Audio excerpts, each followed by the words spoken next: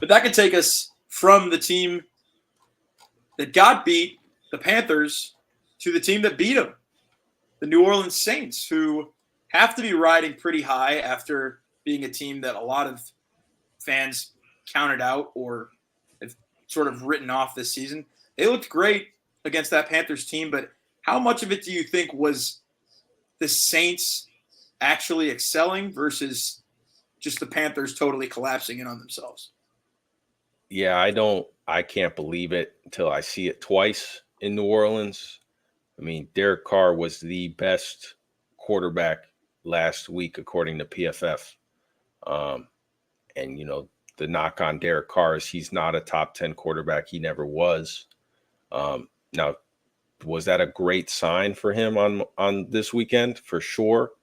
He's got a lot of talent around him. We talked about Alvin Kamara earlier this year. It's a prove-it year for him, so he's going to show out. I think there's a lot of talent there, and the NFC South is definitely up for grabs this year. But ultimately, I am not willing to put any stock in Week 1 New Orleans Saints football yet. And I think this is a real tough task for them in Week 2 versus Dallas.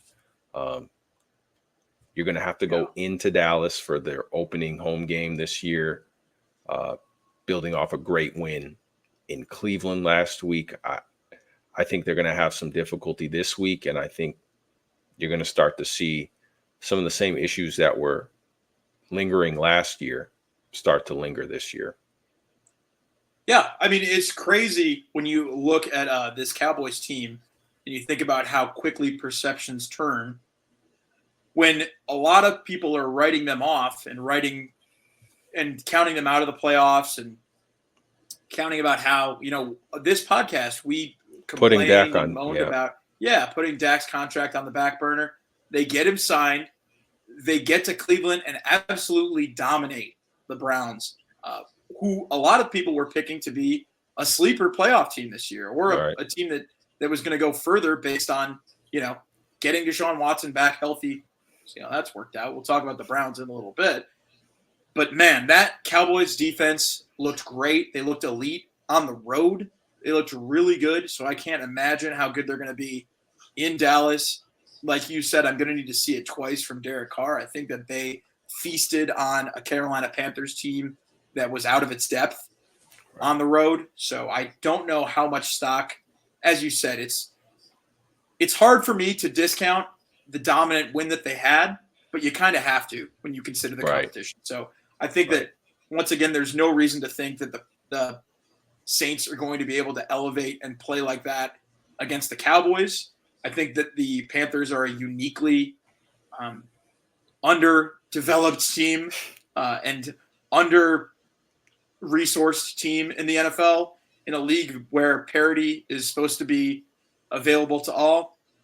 But, yeah, I think that we saw more a product of how bad the Panthers were last week than how good the Saints were. And I think we saw that the Cowboys are a really, really good team, especially when Dak is comfortable and when that defense is putting pressure on the quarterback. So I think that this is going to be an easy win for the Cowboys. 6.5. I will take the Cowboys to beat them by 7 points. So I think I would take the Cowboys and the spread. I'll definitely take the money line. I think it's closer than that. That's a tough spread, but ultimately I think the only thing to concern about for Dallas is Jake Ferguson, his injury, and then keep an eye on Marshawn Lattimore for New Orleans. He might be out this weekend as well. So two fairly big pieces on both sides. But obviously that defense relies a lot on Lattimore, and they would need him to match up with CeeDee Lamb. That's definitely for sure.